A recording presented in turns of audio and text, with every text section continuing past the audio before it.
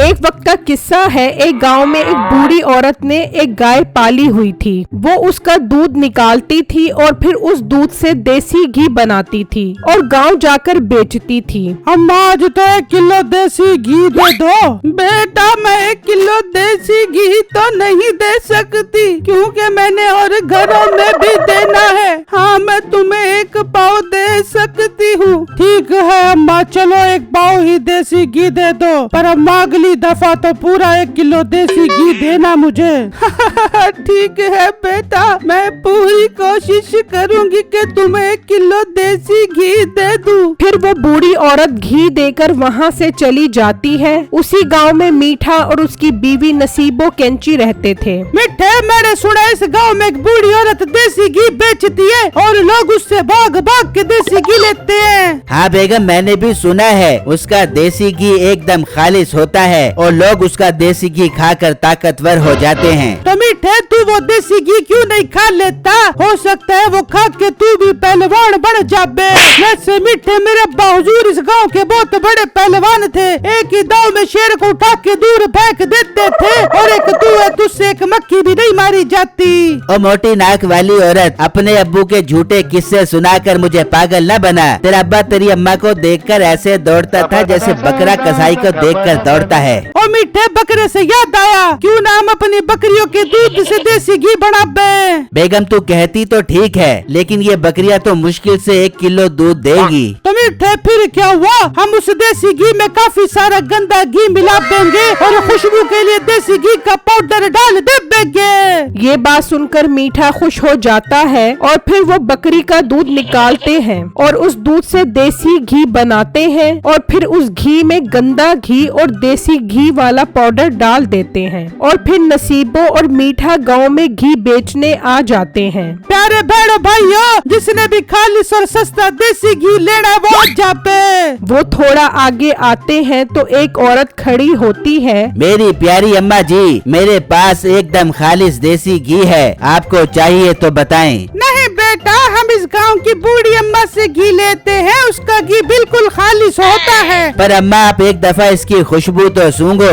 आपको फर्क खुद मालूम हो जाएगा। फिर मीठा उस औरत को घी दिखाता है तो उसमें से बहुत खुशबू आती है। बेटा खुशबू तो बहुत अच्छी आ रही है, कैसे दे रहे हो घी? अम्मा तू ये बता वो बूढ़ी औरत तुझे कितने रुपए का देसी घी देती थी? बेटा वो तो 500 रुपए किलो देती है। अम्मा तू भी क्या याद करेगी, हम तुझे 300 रुपए किलो घी देंगे। ठीक है बेटा दे दो। इस तरह नसीबो और मीठा काफी घरों में घी दे देते हैं और घर आ जाते हैं और फिर वो बूढ़ी औरत देसी घी लेकर गांव आ जाती है। तो एक औरत कहती है अम्मा हमें तेरा देसी घी नहीं चाहिए, तू बहुत महंगा बेचती है। इस गांव के मीठा और नसीबो हमें घी देकर गए हैं, उनका घी तुझसे ज्यादा खालिश और सस्ता है। ये सुनकर वो बूढ़ी औरत उदास होकर वहाँ से चली जाती है और घर आकर दिल में सोचती है मेरे अल्लाह मैं तो पूरी ईमानदारी से काम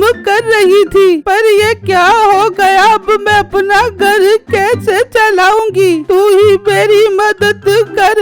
उसी गांव में बिट्टू नाम का लड़का मिठाइयों की दुकान चलाता था। तो एक ग्राहक बिट्टू के पास आता है। बेटू तुम एक काम करो, 1 किलो गुलाब जामुन और 1 किलो रसगुल्ले दे दो। ठीक है भाई जान अभी देता हूँ। फिर वो ग्राहक मिठाई लेकर चला जाता है। तभी वहाँ मुंशी आता है। जी मुंशी साहब बताएं आपको मेरी मजेदार मिठाइयों में क्या चाहिए? बिट्टू ठाकुर साहब ने कहा है कल 20 किलो मिठाई, वो भी देसी घी में बना दो। कल ठाकुर साहब की सालगिरह है, उन्होंने गरीब लोगों को खिलानी है। पर मुंशी साहब मैं तो मिठाइयाँ देसी घी में नहीं बनाता, लेकिन ठाकुर साहब ने कहा है तो मैं देसी घी खरीद कर उसकी ग़िज़ाइयत से भरपूर मिठाइयाँ बना दूंगा। फिर मुंशी वहाँ से चला जाता है और दूसरी तरफ मीठा और नसीबो बहुत खुश हो रहे होते हैं। वाह बेगम अब तो हमें अमीर होने से कोई नहीं रोक सकता। हाँ मीठे तू ठीक कह रहे। अच्छा मीठे मेरे ज़हन में एक बात आ रही है। हाँ बेगम बोल। मीठे है, क्यों ना बिट्टू मिठाई वाले को देसी घी बेचकर ज्यादा चूड़ा लगा बे।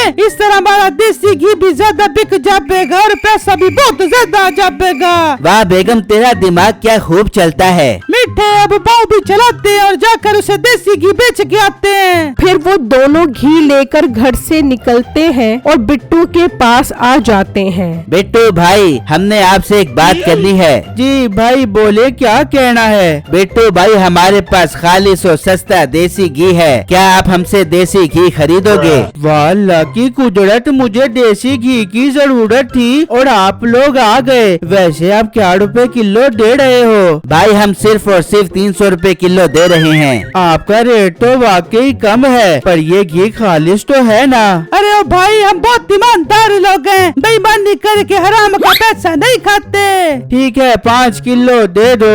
फिर वो बिट्टू को 5 किलो घी देकर वहाँ से चले जाते हैं और बिट्टू उस घी से मिठाइयाँ बनाकर ठाकुर साहब के घर पहुँचा देता है और फिर लोग वो मिठाई खाने लग जाते हैं। मिठाई खाते ही लोगों की तबीयत खराब हो जाती है तो मुंशी ठाकुर साहब के पास जाकर सब बताता है। मुंशी, उस मिठाई वाले को मेरे पास लेकर आओ। फिर मुंशी बिट्टू की दुकान पर आ जाता है। बिट्टू, ठाकुर साहब बहुत गुस्से में है, वो तुम्हें बुला रहे हैं। फिर बिट्टू और मुंशी ठाकुर साहब के पास आ जाते हैं। बिट्टू, तुम खराब और गंदी मिठाइयाँ बनाते हो, तुम्हारी मिठाइयाँ खाकर गांव के लोग बीमार हो गए हैं। पर ठाकुर साहब, मैं हर चीज 1 नंबर इस्तेमाल करता हूँ, गांव से कभी मुझे कोई शिकायत नहीं आई। झूठ मत बोलो, तुम्हें इसकी सजा मिलेगी। अचानक बिट्टू को याद आता है। यार, कहीं के उस देसी घी की वजह से तो ऐसा नहीं हुआ।